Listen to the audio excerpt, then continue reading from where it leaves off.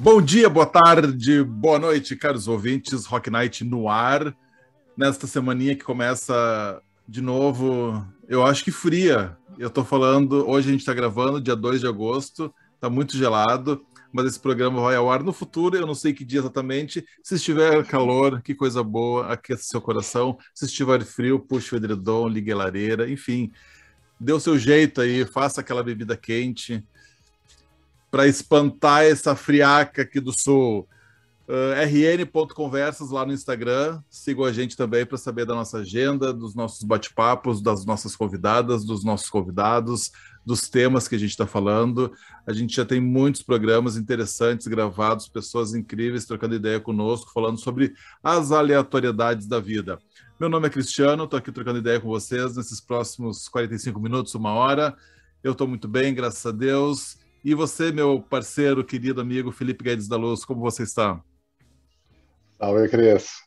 Tô muito bem, cara. Tô com um pouquinho de calor que eu preparei antes de nós entrarmos aqui, minha bebidinha quente, então chego acalorado e feliz aí por mais uma conversa fantástica aí com alguém que, antes de nós entrarmos aqui nos bastidores, eu estava abrindo o coração para o Cris, que foi uma pessoa que influenciou bastante boa parte, né, da minha carreira ultimamente, nos últimos anos. Olha que bacana, então temos uma pessoa que inspira, que coisa boa. Tomara que a gente possa extrair bastante inspiração dela nessa conversa também. Nesse dia, a gente já está adiantando, é ela. Nossa convidada de hoje fala de uma temática que a gente adora muito, curte. A gente fala de aleatoriedades, mas a gente acaba ficando sempre no universo, sempre não, mas muitas vezes no universo da inovação, do empreendedorismo, dos assuntos de futuros, porque são temas muito caros para a gente e hoje não podia ser diferente. Essa pessoa vai trazer aqui uma forma, eu não sei se diferente, a gente vai aprender com ela hoje, de se fazer inovação, se proporcionar, de se produzir, de pensar inovação nas organizações, mas talvez não só nas organizações, na sua vida pessoal também, por que não? Bora lá, nossa convidada de hoje, muito obrigado, Adriana Gali Velho, seja bem-vinda, como tu tá, Adriana? Obrigada pelo convite. Estou bem com frio, né? Não sou muito do inverno, então, né? Não sei quando vão assistir, como tu falaste, mas eu estou aqui meio entrochadinha. Mas com certeza a conversa vai ser calorosa e vai derreter um pouquinho, né? E um prazer estar com vocês e principalmente, né? Também aí pela a fala do Felipe aí, que eu me lembro bem. Me lembro bem do início, como foi ali que a comichão começou ali. Vamos querer Comichão da saber. inovação. Coisa boa, vamos querer saber dessa história, hein? O público, o povo quer saber, não tinha o programa que dizia assim, né? O povo quer saber como é que foi essa história, mas logo, logo a gente conta. Bora lá, deixa eu apresentar então a Adriana. Ela é head na Fábrica de Histórias Gestão da Inovação, né? A fábrica e proprietária da Fábrica de Histórias Gestão da Inovação, empresa que presta consultoria e atividades institucionais na área de inovação. E olha, aqui está o pulo do gato, tendo como storytelling o carro-chefe. Então, é disso que a gente vai falar bastante hoje, storytelling. A Adriana é doutora em design na URGS, ela é mestre em design na Unicinos, a sua área de atuação é o design estratégico, ela também possui graduação em ciências econômicas pela PUC. Uau, que currículo diversificado, Adriana, que show, hein? Também tem pós-graduação em marketing pela PUC, MBA em gestão estratégica e inovação no Unilassalle, tamo junto, também fiz esse MBA.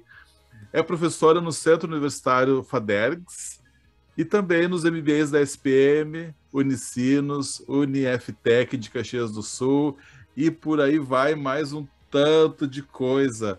Que legal, Adriano. Pô, tu estuda pra caramba, hein? E é prof, né? Prof, principal. Verdade. Tua função principal hoje é professora? Ser Na professora ou não? verdade, assim, divido, né? Atualmente eu estou na São Judas, né? Não mais na FADERGS. Eu divido a docência, né? Então, na graduação ali na São Judas, e tenho várias disciplinas nos MBAs da ESPM, curso de férias, então agita bastante na UniFTech, ali Caxias também dentro, por enquanto a gente está online, né? E também tem disciplinas na Unicinos.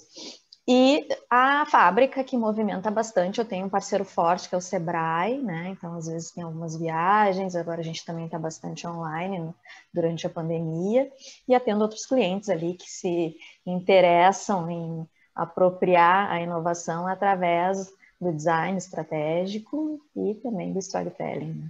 Perfeito, acho que são dois bons pontos de começo, de início para a gente ter neste nosso programa.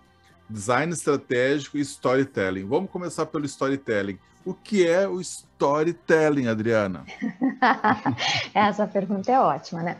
Eu sempre falo que eu lembro uma vez que eu estava pelo Sebrae fazendo uma oficina no interior e ela era concomitante com outras oficinas, então nesse evento o pessoal podia fazer 2 oficinas, né? Sair de uma, entrar na outra, e tinha de design thinking, tinha de gamification e tinha de storytelling. E aí um senhor entrou e perguntou: mas por que esses nomes são tudo em inglês? Eu disse, olha, eu vou lhe explicar a minha aqui, né, o storytelling. Se eu for traduzir, parece que eu perco toda a essência, né, do que realmente é.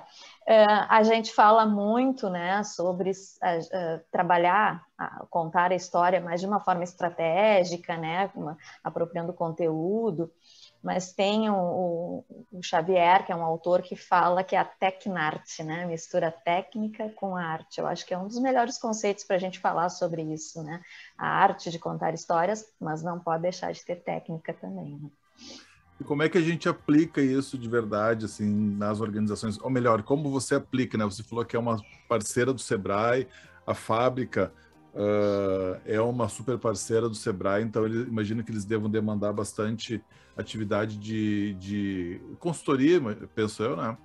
E como é que é essa tua inserção daí a partir do storytelling, também do storytelling, a gente já vai falar do design, ou melhor, falamos de design estratégico junto, dá para descolar uma coisa da outra? Mas então, né? A primeira parte da tua pergunta aí, né?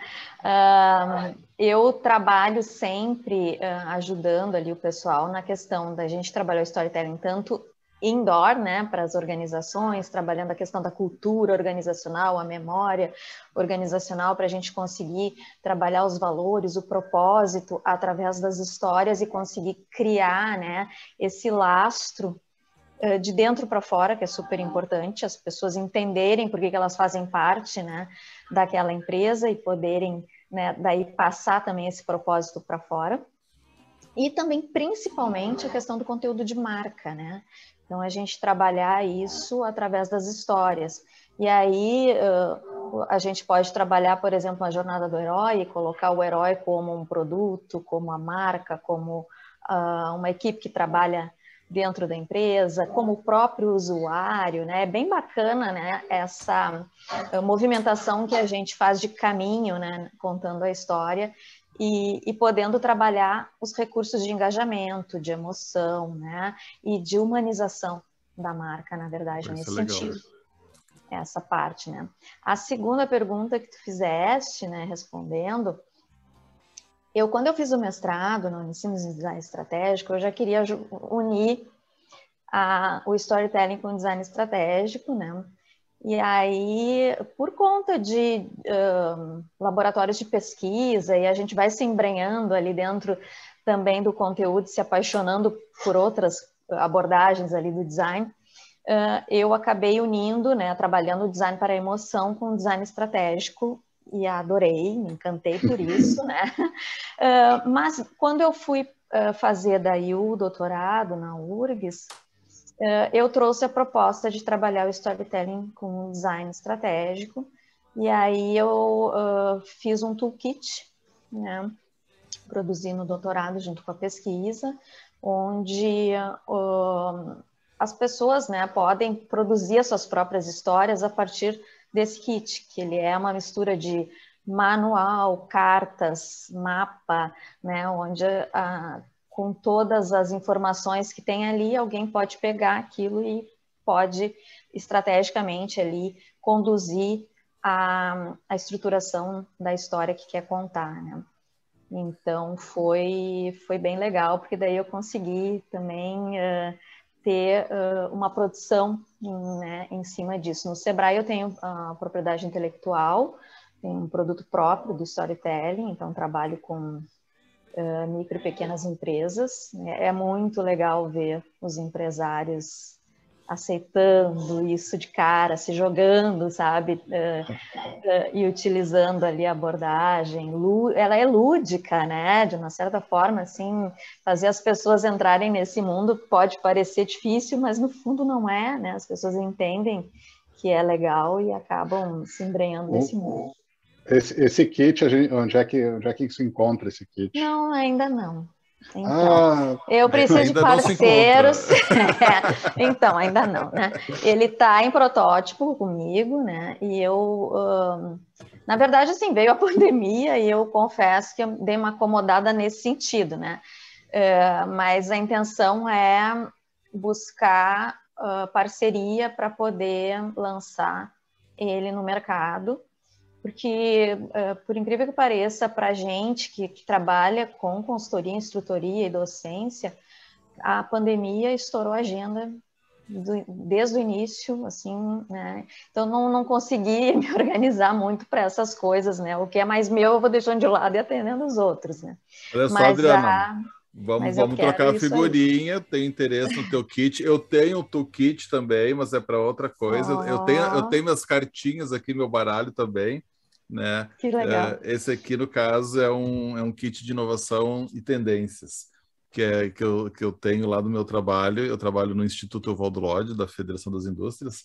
E aí esse kit aqui foi desenvolvido, chama Cosmos.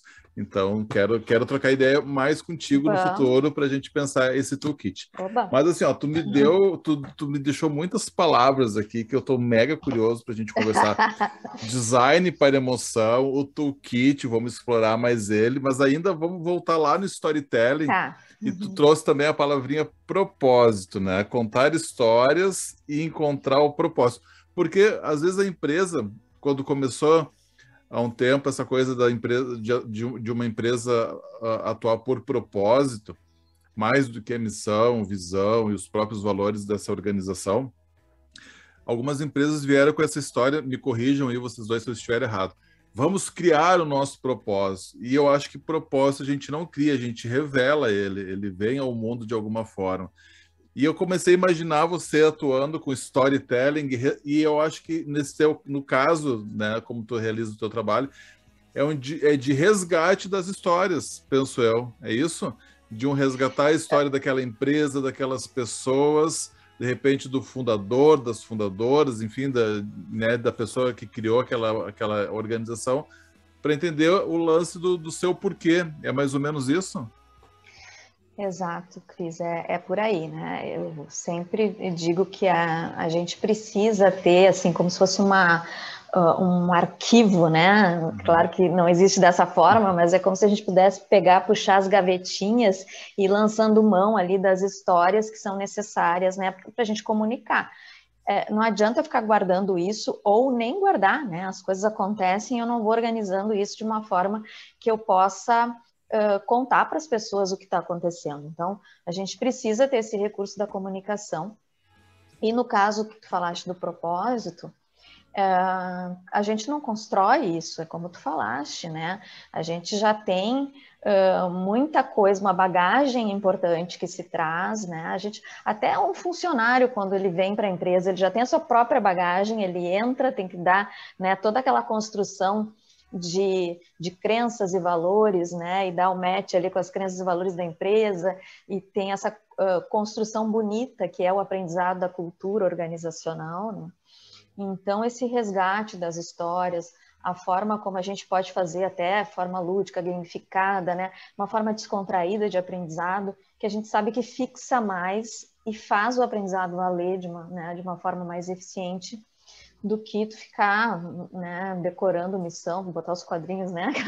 Aquela imagem antiga que a gente tem dos quadrinhos na parede, que as pessoas não, né, ou decora aquilo, mas não assume aquilo, né, como sua verdade, né?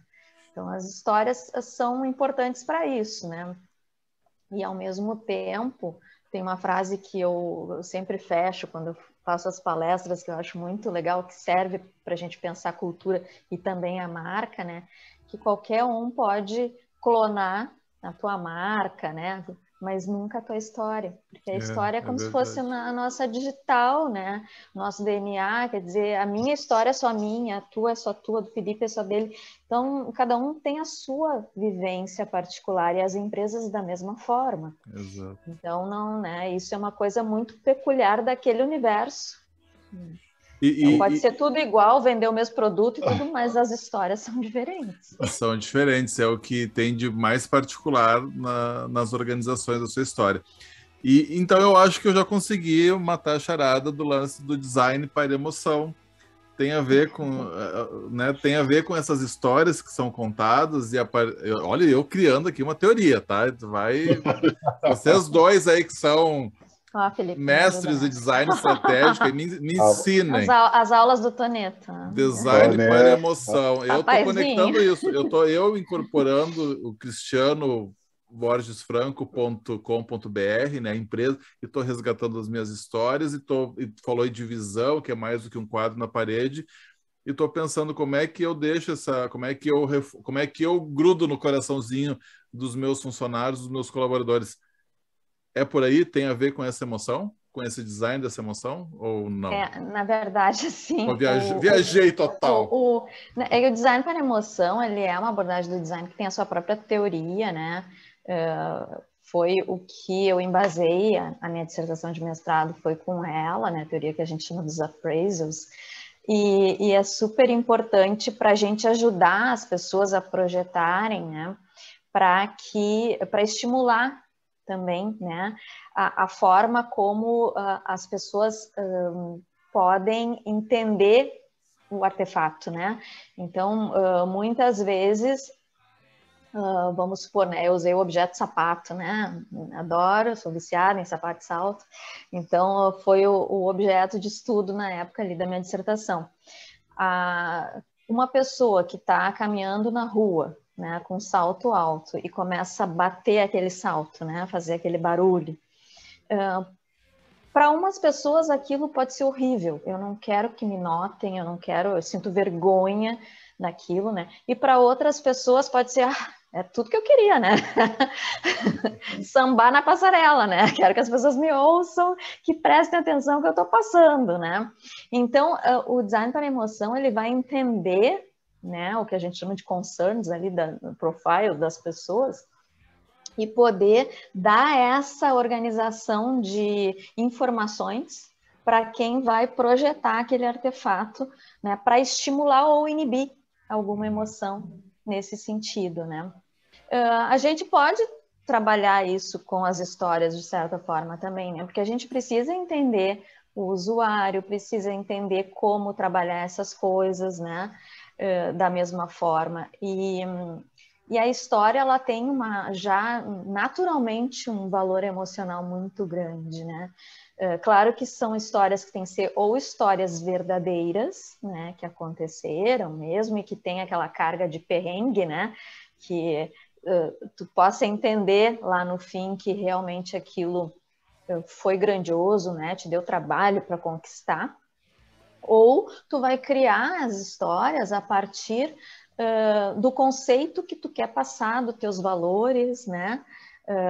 Do conceito da marca, enfim. Então, não é simplesmente vou inventar uma história, não, ela tem que estar alinhada com o teu conteúdo de marca, com o conceito, né, da marca, essas coisas. Aqui já está, só desculpa, Felipe, aqui já está a Adriana Marketing falando um pouquinho também, na verdade. Manda lá, Felipe. Também. E onde é que veio essa paixão por contar histórias dessa arte? Como é que tu te conectou aí com o storytelling?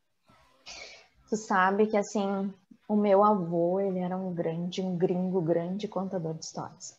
Então, eu lembro dos almoços de domingo e eu sempre fui muito interessada em ouvir, porque às vezes criança, né?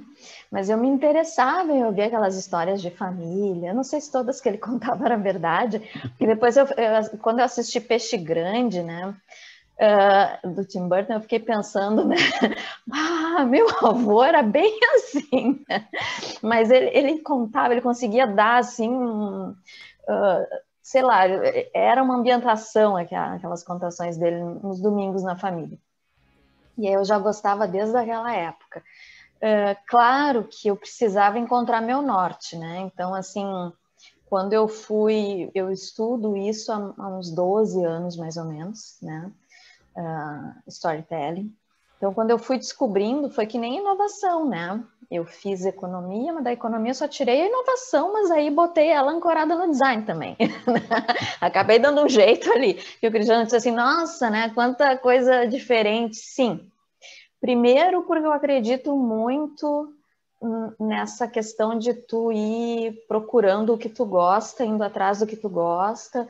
E na época que eu fiz a faculdade, eu era muito nova, e não era aquilo que eu ainda queria, né? Então eu terminei aquilo sentindo que não, mas não é bem isso ainda que eu quero. Na época que eu fiz também não tinha design estratégico, nem se falava sobre isso, né? E foi lá quando eu fiz o MBA em inovação que eu entendi que o meu negócio era inovação, né? Isso foi em 2008. E ali eu comecei a já me aproximar do design, tanto que quando eu dei uma aula em Caxias ainda pela Unilassalle, o coordenador estava fazendo mestrado em design estratégico na Unisinos, e ele olhou conversando, dizendo o que eu queria fazer na aula e tudo, ele disse, tu tem que fazer esse mestrado, é a tua cara, né? Quase que nem eu com o Felipe, né? Então, foi tipo o meu mentor lá na época, né? E daí eu fui procurar e vi que era aquilo. Então, o storytelling, na verdade, eu comecei a estudar um pouquinho antes ali do mestrado, mas aquilo foi se intensificando cada vez mais, né? Tanto que hoje é disciplina que eu dou no pós-graduação, Transmídia Storytelling, né? Em diversas instituições. Assim como Design Thinking, e acabo depois consolidando esse conhecimento também com a parte acadêmica ali do doutorado, né? Conseguindo cruzar isso aí com o design estratégico. E aí a questão do design estratégico para o storytelling é que o toolkit ele não deixa de ser um sistema produto-serviço. Ele oferece um sistema produto-serviço, mas ele também é um sistema produto-serviço, né? Então, eu consegui validar das duas formas ali no doutorado. Mas assim, eu acho que essa coisa de um currículo, como é que você falou? Diferente? Multidisciplinar, né? Exato. Diferente. Eu me remete a um velho debate, né? Que eu acho que não tem muito fundamento, mas enfim, do especialista versus generalista. Até Exato. porque as tendências de futuro falam muito sobre o aprender sempre ao longo da vida e o aprender cada vez mais coisas diferentes também, né? Que é o lifelong learning, o life wide learning e por aí vai. E também o teu currículo me remete à lógica também da polimatia, não sei se você já ouviu falar desse conceito, né? Das pessoas, os polímatas, que são aquelas pessoas que são sábias em muitas coisas, né? Então, daqui a um pouco a gente vai sendo muito sabido em economia, em marketing, inovação. Eu acho que esses conteúdos se complementam muito. A gente tem entrevistado e conversado com várias pessoas aqui no Rock Night e a gente percebe esses currículos também. Na verdade, Felipe, um bocado de gente com currículos super diversos e pessoas assim especialistas na sua área e, enfim, fodas na sua área, para dizer bem a verdade. Eu entendo assim que o design estratégico ele me acalmou muito quanto a esses questionamentos, porque eu me lembro que uma época no mercado ali, entre a transição ali, quando eu fiz economia, depois eu fiz a especialização em marketing, que mas tu é louca, né? Quando eu comecei a dar aula, mas tu não fez administração, tu fez economia, daí até fica difícil de linkar, né, com as disciplinas que eu dou. E eu digo, tá, né? Mas acaba que a gente tem um conhecimento legal nessa área também, né? Porque a economia ela dá um norte um pouquinho maior até, né? Sim. E então eu fui conquistando o meu espaço no mercado sem perder aquela essência de curiosidade que eu tinha de descobrir e também de achar o meu propósito, porque eu fui ver que o meu propósito era na inovação, mas era na inovação pelo design, né? Uhum. E o caminho do design teve que se consolidar também, né? Teve que acontecer. enquanto eu estava procurando também. Então foi tipo, deu o match ali, porque eu acho que eu fui uma das, sei lá, terceira, quarta turma ali da Unicinos, então recém também estava acontecendo isso, era a primeira instituição no Brasil que trazia também design estratégico para cá. E aí eu vi, e o design estratégico a gente diz, né, que a gente é um maestro conduzindo todos os instrumentos que são os especialistas, né, nas áreas, e a gente pode fazer a figura do generalista ali, conduzindo os outros, né? Então tá tudo certo, né? Nas organizações existe esse designer estratégico? Quem é essa pessoa na organização? Ou quem poderia ser, Então, ou quem são as várias pessoas? hoje se fala muito do head de inovação, né? Que eu acho que daí faz bem essa figura, né? Porque é o cara que vai conduzir os projetos de inovação, que vai conseguir enxergar também, né? Essas competências que podem ajudar, né? Como é que é, Felipe? Me ajuda a ver, prever e fazer ver, Exatamente. né? Zurlo. Do nosso Zurlo. E que é importante, né? Para que tem essa cabeça, né? E eu vou te dizer assim que eu, na minha turma, eu acho que a gente tinha na época metade que era do design, metade que não era. E cada vez mais as pessoas que não são do design vão conhecer o design, né? E o design estratégico recebe bem essas pessoas, né? Design thinking, por exemplo, também é uma abordagem que se consolida no mercado, que todo mundo aprende, que é fácil e que ajuda muito, né? Com a questão da inovação. Então, acho que são pessoas assim que têm uma visão legal também de olhar cenários futuros, de conseguir concatenar isso tudo para a empresa, né? De se preparar, de antecipar esses cenários para estar melhor preparado. Então, acho que talvez não esteja com este nome, né? Sim. Mas é a pessoa que vai trabalhar em inovação, né? Então é muito novo. Quer dizer, talvez não seja tão novo, mas poucas empresas têm essa pessoa na organização, né? A gente nota, apesar de que os movimentos de inovação aqui no Rio Grande do Sul, talvez no Brasil, tenham aí pelo menos uns 13 anos, 15 anos, talvez, mais forte, né? Entrando a palavra inovação nas organizações, a demanda e a necessidade por inovação, enfim, mas há uns 2, 3 anos que eu vejo as funções de head de inovação, gerente de inovação, aparecer aí, principalmente no LinkedIn, né? As oportunidades para essa galera aí trabalhar com inovação, head de inovação, inovação aberta, e por aí vai, são vários termos. Mas essa coisa do design estratégico me remete também a uma outra palavrinha relacionada à cultura. E eu queria ter o ponto de vista sobre isso, da cultura em movimento, porque tem muito das empresas, principalmente as mais tradicionais, né? Aquela coisa da síndrome de Gabriela, eu nasci assim, eu cresci assim, eu vou ser sempre assim. No entanto, quando entram, por exemplo, palavrinhas novas como inovação, elas se dão conta, pô, eu preciso mudar a minha cultura. Faz sentido para ti essa lógica de cultura em movimento? Faz todo sentido, né? Acho que principalmente, como tu falaste, né, de pouco mais de 10 anos para cá, a se abrir para isso, né? Porque a gente está vendo, a gente está vivendo a quarta revolução industrial, né? A gente está vivendo assim novas tecnologias chegando também, que é uma das questões de mudança, né, internas que a gente vê que vem do ambiente externo e que são necessárias para o ambiente interno, né? E que produzem inovação, né?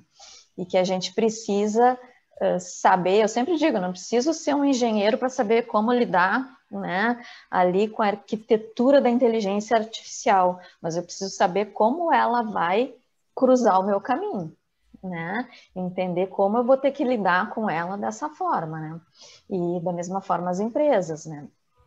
Então, ajustar a sua cultura às necessidades de mercado é importante para não ficar para trás, né? Para se manter competitivo no mercado e tudo isso. Então, né, faz todo sentido realmente. Né?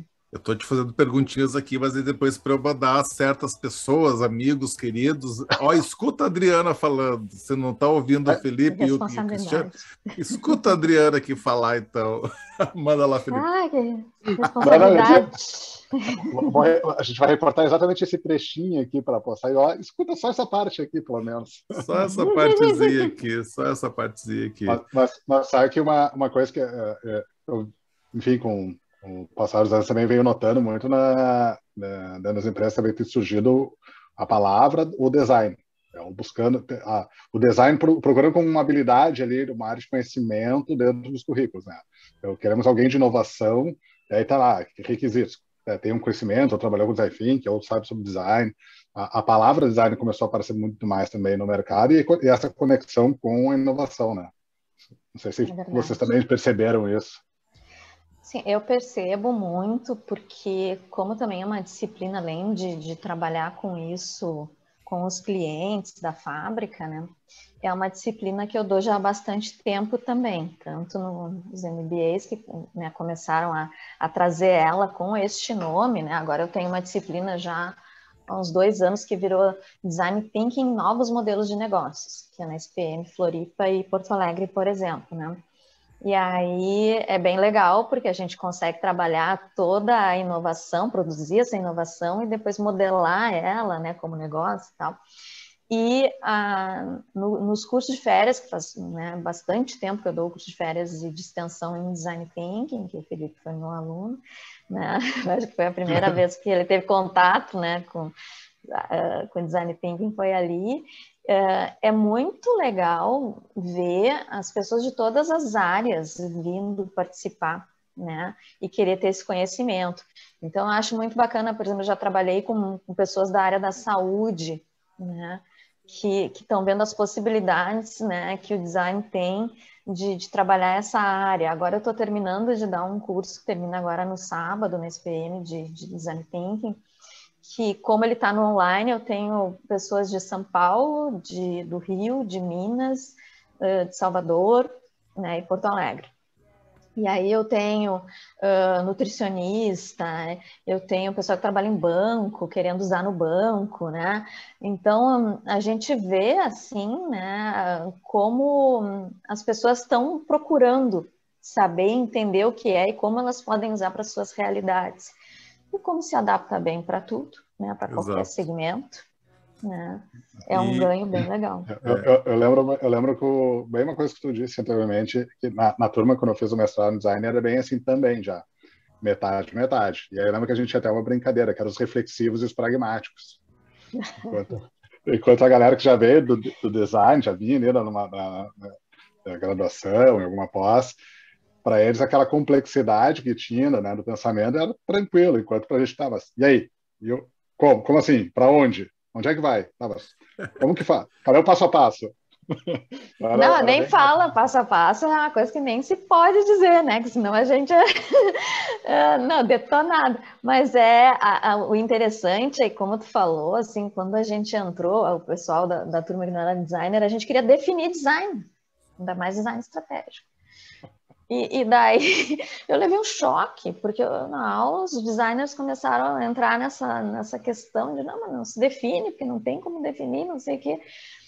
E daí eu olhava para o lado, assim, com um colega do lado, que não era designer também, mas como isso? Me perguntaram o que é economia, eu sei dizer o que é. Mas depois a gente vai entendendo que realmente é isso, né? A gente brinca, por exemplo, que o metaprojeto é difícil nos tirar dali de dentro, porque se deixar tempo, a gente fica refletindo o projeto o tempo inteiro, porque é gostoso, né, de fazer, trabalhar com cenários, né, então a gente fica projetando, né, mas um dia tem que tirar ali, tem que entregar o projeto, né, então tem que sair dali, né. Exato. Mas eu acho que uma das magias do Design Thinking também, eu noto ele como quase uma caminha, uma base para a gente fazer vários trabalhos e principalmente de solução de problemas, na verdade, resolução de problemas. Mas o mais legal de tudo é a parte onde a gente vai conversar com as pessoas, porque até então, né, ficava o povo lá criando produto e serviço, né, fechadinho nos seus caracóis, dizendo, eu acho que isso é muito legal, acho que isso as pessoas vão gostar. E aí vem o design dizendo, não, troca uma ideia com o teu cliente, né, pergunta. Isso começou com o Design Thinking, correto? Sim, é um dos pilares a empatia, né? Não tem como fugir, né? Então, tu não tá fazendo nada para ti, né? Tá fazendo para um usuário, né? Ali que tu tem que descobrir o que ele quer, o que ele precisa, o que ele nem sabe que ele quer, né?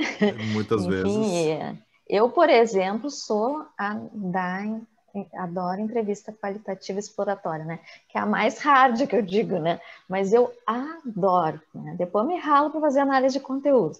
Mas é aquela conversa, e daí tu consegue, né, provocar para que a pessoa vá falando, e as pessoas falam, né? Se tu consegue ter um certo treinamento de puxar isso, né? Me conta como tu faz isso, e vai explorando mesmo, né?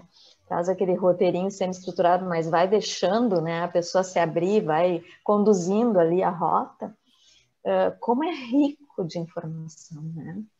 E aí ela é mais hard depois para a gente poder analisar tudo isso que vem, mas ela te dá muita informação, né?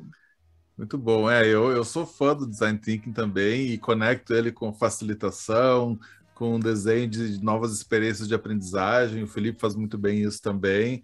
Então a gente sempre vai nessa lógica, né, da convergência, divergência e por aí vai.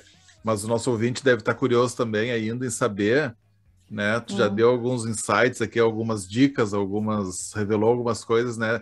De como é que foi essa inspiração aí para o Felipe fazer o mestrado. Primeiro, tu é culpado para o Felipe conhecer o Design Thinking. Quem é que vai contar essa história para gente aí? O ano foi 1955. Não lembro. Era na época que a gente fazia os cursos presenciais. A gente era um tempo, jovenzinhos. Era no tempo que eram os cursos presenciais. As pessoas podiam se encontrar, a gente se abraçava. As pessoas se aglomeravam, a gente fazia protótipo, né? Cocriação, post-it na parede, tudo junto. Aglomerando ali, fazendo protótipo junto. Recortava coisinhas, a gente ia até um lugar físico para estudar, para ver colegas novos. Mas isso foi, o curso, se não me engano, foi em 2015, e esses de verão, se não me engano, na SPM, e foi uma época bem complicada, dá para dizer assim, porque eu tinha entrado numa área nova que a Unimed estava criando na época. Eu em 2014, ali, no mês de 2014, e aí nós ainda estávamos buscando entender que era uma área de processos e inovação. E na época estava se discutindo em que gerência aquilo ia ficar, acabou caindo da área de tecnologia, na área de TI. Então lá era muito forte, assim, processo. A área processo e inovação, mas assim, processo. E foi o que me incomodava, tá, mas e a inovação? Só que na época eu também não sabia, não tinha muito conhecimento, tudo era muito novo para mim. E eu tinha feito, na verdade, antes de fazer esse curso, um experimental aqueles da Anshan, que tinha de manhã, assim, que tu ia durante a semana, e acho que foi com a Mariguchi, na No One, sobre, enfim, que né, abriu minha cabeça, que é isso? E, cara, isso aqui, que loucura, né, tem que compartilhar, tem que estudar, eu quero saber mais. Passou-se um tempo ali, e daí eu lembro que a Unimed assim, a gente precisa capacitar o pessoal aqui da área, né, a gente precisa treinar eles têm que estar habilitados com mais coisa aí, vamos começar a olhar para inovação. E aí o que eu achei engraçado é que a gestora da época se inscreveu junto comigo no curso. Que legal. Ela também estava disposta a abrir. Só que ela muito técnica, muito, né, de TI, né, bem, o pragmatismo ali, que a gente comentou antes, né, queria saber, cara, mas para onde é que você vai levar? Mas como assim? Como que entrega? Como é que eu mensuro? E aí eu lembro que acho que na primeira aula, quando acabou, eu comentei com a assim, tem um desafio muito grande. Minha gestora está aqui do lado. E eu sou o cara que tenta abrir. Então, eu lembro que dela, acho que foi depois da primeira, segunda aula, assim, ela falou, tu tem um desafio bem grande aí lá na tua área. Mas aí eu lembro que eu fiz o curso e, cara, muito disso. Quero levar isso para dentro da Unimed. E na época, cara, foi um choque. Foi complicadíssimo ter levado isso. E aí, para tu ver como tu tá semi-conectado com essa história, Cris, agora eu lembrei. Porque daí passa. Exato. Eu quero saber da Adriana, não de mim. Não, A Adri foi a professora ali do curso. Ah, muito bem. Nossa, me deu mais bagagem ali, que me ajudou a despertar mais a curiosidade. Depois do curso da Anshan. Eu lembro que a área me apresentou o que tinha, e aí depois eu fui atrás. Eu não sei como que eu consegui, mas eu consegui uns cards do SOS Criativo, Ah, Uhum. sim. que que a Unicinos tinha feito, acho que para algum TED, assim, alguém logo uma aluna fez e eles Foi distribuíram num TED. No no TED. TED. Uhum. E aí eu lembro que tu me falou, ganhei num TED. Meses depois, mas no final do ano, teve um TED da Unicinos, ainda era lá na Fiergs, por isso que eu sei que tu te conecta um pouquinho, Cris, nessa história, que Entendi, eu entendi. aí eu tô lá no TED e eu encontrei a Adri, eu não sei o que a gente estava conversando rapidinho e tu me falou do mestrado. E eu, cara, existe um mestrado de design? Como assim? O que é esse mestrado? E eu saí com aquilo lá encucado na cabeça. Eu chego em casa, pesquiso no Google, mestrado, design, Unicinos, e faltava 20 dias para as inscrições, para acabar. Tá, e aí, Felipe, vai, se inscreve, não se inscreve, Felipe, faz, não faz, tal, o que é isso? Vamos se inscrever aqui, vamos ver. Tem que... Aí eu, sem saber muito, né? Pô, tem que fazer um pré-projeto. E agora, né?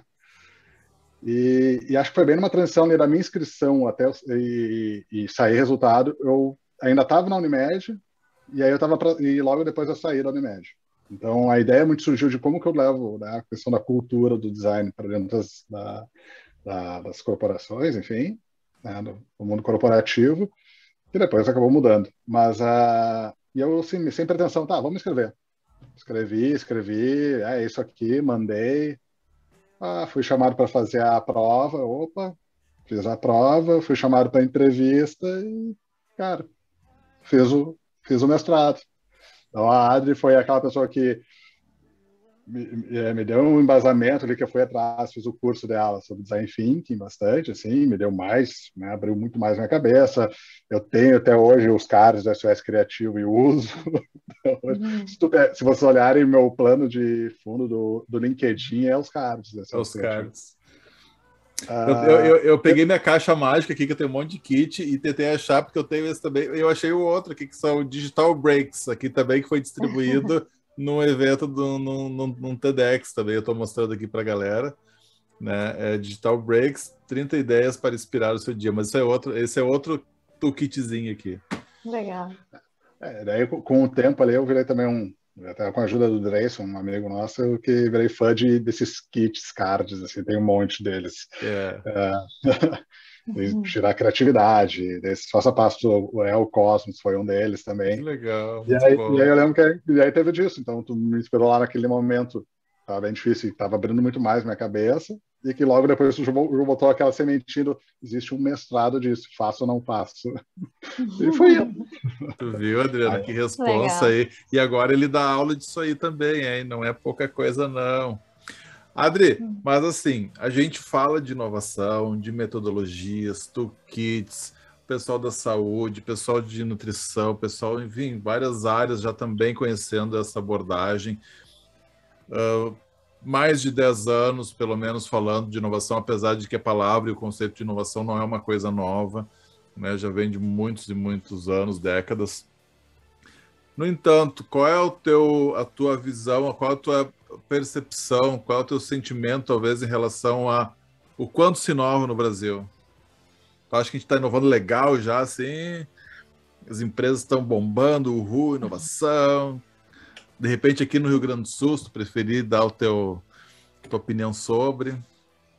Eu acho que existe um esforço bem grande das empresas de algum tempo para cá, né? Quando eu acho que elas começam a perceber a importância de inovar, né? E de buscar recursos para fazer isso, de trabalhar inovação aberta, a gente vê o pacto, né? De ver realmente, né? Eu acho que o Rio Grande do Sul, se a gente for falar, né, principalmente daqui que a gente conhece mais, né? Tem que se abrir um pouquinho mais, né? Com relação a parcerias, né? Eu acho que ainda é um estado muito bairrista, muito tudo aqui, as pessoas, eu não vejo muita gente se ajudando, né? E isso me preocupa bastante, porque eu acho que a inovação a gente não faz sozinho, a gente precisa de colaboração, de cocriação de pessoas, né? E eu vejo, assim, como é mais fácil, às vezes, em outros estados, a gente ter essa união aí, e aqui ainda eu acho que tem que desenvolver um pouquinho mais cultura e o movimento, né? Essa cultura em movimento. Tá. Uma percepção minha, mas que eu converso com algumas pessoas que têm uma percepção muito parecida sobre isso. Mas, em contraposição, eu vejo já, né, vontades, né, essa questão que eu acho que é importante para se dar o pontapé inicial. A gente vê, né, o pacto dando também início, né, a gente sabe como é importante a questão de trabalhar a tríplice hélice, né, só que a gente tem algumas pernetas ali na tríplice hélice, né, a questão do governo é difícil, a gente sabe que se esperar essa participação é mais difícil, né, então é muito um esforço das empresas, né, e das universidades, se a gente for falar em tríplice hélice, de repente de se ajudar aí, né, para a coisa acontecer. Mas eu acredito, né, que isso é uma questão de, pela necessidade, pela gente entender hoje que inovação é uma coisa que faz parte, né, do mercado e que é necessária, que cada vez mais isso vai se abrindo, né? Então, como tu disse, nossa, isso é uma coisa que sempre existiu, óbvio, né? A gente sabe, né? Mas não é uma coisa que precisa de recurso, precisa de tempo, de maturação, precisa, né, de pessoas, enfim, de vontades, né? Sabes que eu sempre digo... Por favor. Só para concluir, eu sempre digo que aquela visão toda do Chris Freeman, né, quando ele olhou para os SNIs e ele viu a diferença entre Sistema Nacional de Inovação dos países desenvolvidos e dos países em desenvolvimento, qual era, né, a dificuldade que tinha de transição, né? Por que a gente não conseguia ser um país desenvolvido? Eu tô falando no Brasil, de qualquer país, né, nessa Sim. situação, né?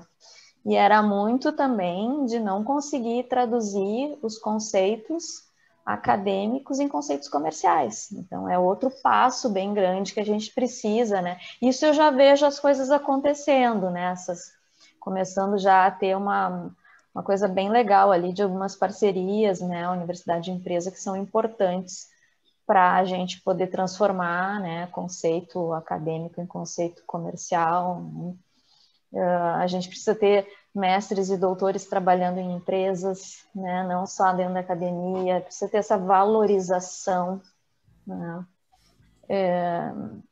e precisa ter espaço para pesquisa, né? Senão, e tu sabes que inovação sem pesquisa, né, não existe.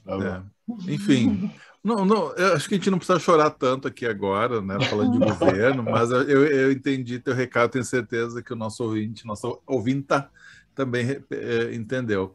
Mas eu concordo contigo que existem alguns movimentos já indo na direção de minimizar esse problema, né, da pouca inovação e dessa relação universidade-empresa, né, essa coisa que tu falou de transformar conhecimento científico em negócio. Então, só hoje, 2 movimentos que aconteceram, né, que eu recebi aqui, de pesquisa relacionada a isso, de cursos querendo cada vez mais, cursos acadêmicos, né, universidades querendo cada vez mais transformar esse conhecimento científico em negócio. Eu faço ciência, eu aprendo como fazer, eu tenho uma ideia, e como é que daqui a um pouco eu posso tornar esse cientista também um empreendedor, talvez. Ficou mudo tua conclusão, Cris. Ficou mudo, né? Tá mudo? Não estava fechando ali, ficou mudo. Né? Quando tu foi concluir... Isso, até onde foi, que agora eu já não sei. Tu falou que tu já está vendo, né, que tu recebeu algumas coisas hoje ali né? Isso, então 2 movimentos, né, de pesquisa relacionada a isso, né, o quanto que a universidade está conseguindo transferir tecnologia para a indústria e cursos também de graduação, de mestrado, doutorado, querendo botar essa sementinha do empreendedorismo nos cientistas, né? E o Felipe trabalha com isso também em universidade, você também, né, Adriano? Outro dia mesmo ele promoveu uma banca, né, dentro de um curso de graduação ali, né, Felipe? A graduação de a Enfim, cadeira então, de novos modelos de negócio. isso, então a galera pesquisou sobre, aplicou design thinking, foi a campo conversar com as pessoas e aí promove uma banca. Esse promover uma banca quer dizer o quê? Pô, esse conhecimento que você criou, você também pode transformar em negócio. Vamos trocar ideia com algumas pessoas aqui para verificar se isso é viável ou não, né, nos diversos fatores de viabilidade de uma empresa. Então, eu vejo cada vez mais esse movimento se aproximando e eu acho que acho não, né? A gente pode, né, confirmar isso, que também a inovação é responsável por isso, né? Porque a inovação como é que diz o Silvio Meira, nota fiscal emitida, né? Se não é só uma invenção, que é o que a gente tem que é o Exato. que a gente tem na universidade, a gente inventa Precisa milhões de coisas. transformar, precisa ter viabilidade econômica, né? Sim. Isso, e transformar em resultado. Mas muito bom. Adriana, partindo para as finaleiras aqui. Novas metodologias. Como é que tu pensa aí, não só o futuro, principalmente o futuro da educação, já que tu é uma pessoa que também atua muito fortemente na educação. A gente precisa virar a chave, não precisa? Pois é, a educação precisa virar a chave, porque a educação é a chave de tudo. Boa! E a inovação talvez possa ser a ferramenta para isso? Ou uma das? Eu acho que assim, uma das coisas que a gente pode dizer, né, tanta tristeza e coisa ruim da pandemia, acho que uma das coisas boas, né, vamos dizer assim, né, que trouxe isso foi a gente ter que se reinventar, né, na educação também. Teve que aprender, né, como usar as tecnologias digitais, né, e isso a gente sabe que foi transformador, né, porque passada a pandemia as coisas não vão ser mais como eram antes, né. Então, até a questão, né, do professor ir atrás e mudar o seu estilo de aula, né, trabalhar deixando o aluno ser mais protagonista, né, trabalhando ferramentas com que ele possa apoiar esse protagonismo do aluno, né, e essa questão ali do empreendedorismo, né, curricular. Eu dava uma disciplina até um tempo atrás que eu adorava, que era Laboratório de Empreendedorismo Social. E eu amava essa disciplina porque era hard, assim, né? Era o semestre inteiro aquele laboratório e os alunos aplicando as ferramentas e tendo que fazer um projeto de empreendedorismo social. Mas, ao mesmo tempo, né, quando chegava lá no fim, eles olhavam o que eles tinham produzido e uns realmente colocaram os seus projetos no mercado e estão fazendo eles hoje, que me deixa assim com muito orgulho, né, de ver isso acontecendo.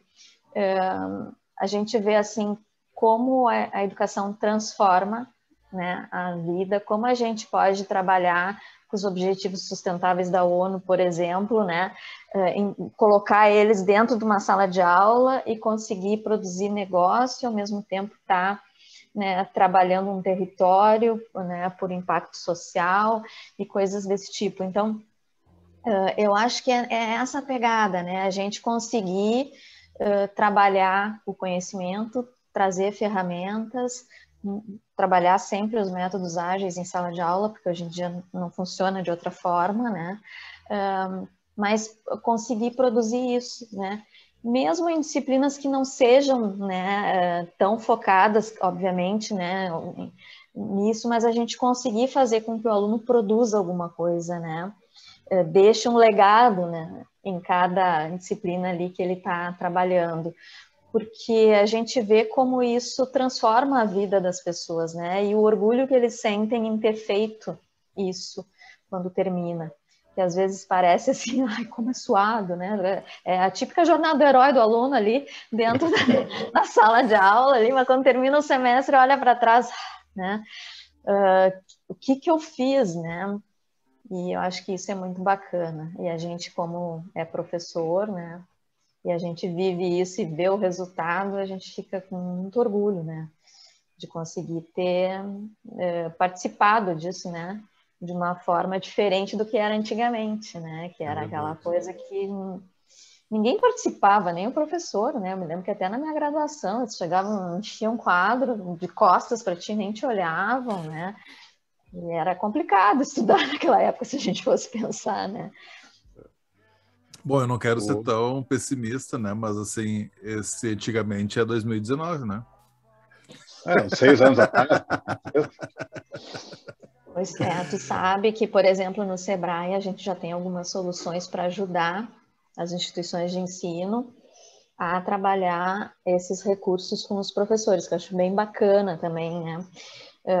Eu até me credenciei, me habilitei para aplicar essas soluções e elas vêm todas como design thinking, né? Eu disse, ela é a base, ela é a caminha. Elas acabam, né, formando ali o professor nessa cultura ali dos métodos ágeis, né, fazendo com que eles também atuem, né, de uma forma em projeto ali para entender como sai. Então, eu acho bem bacana. Claro que isso é um caminho, né? É uma caminhada, né? Na verdade, né? Isso não acontece assim, tá, vamos lá, vamos mudar, vamos inovar e amanhã já está tudo funcionando.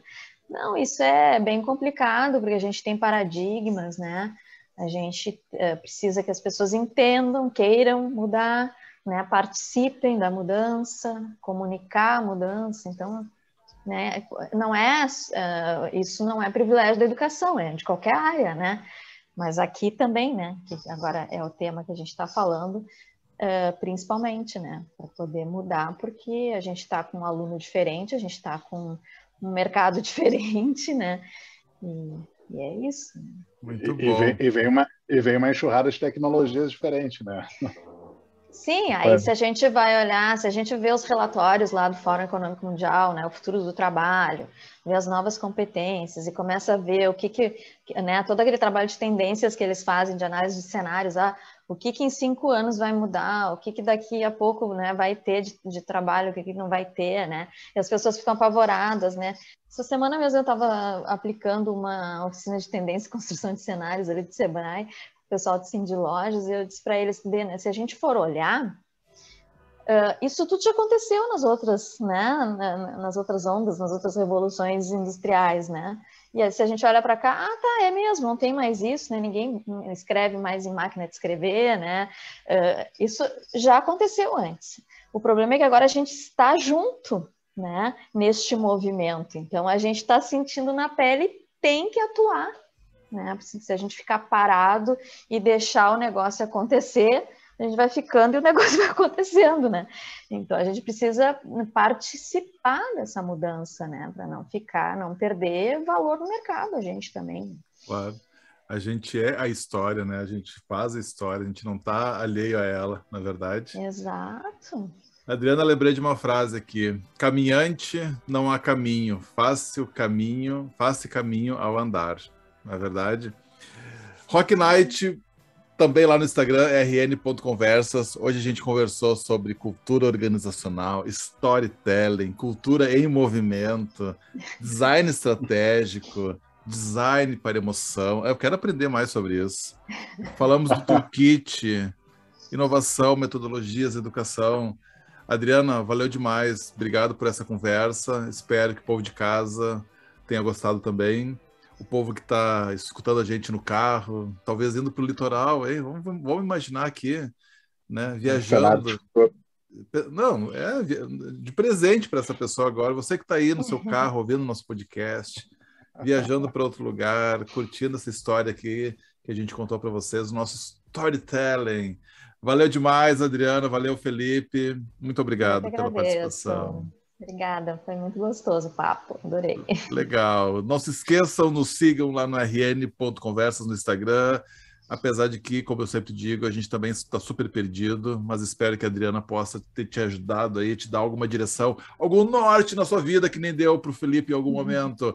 Valeu, turma. Tchau, fiquem com Deus. Até o próximo programa. Obrigado. Valeu.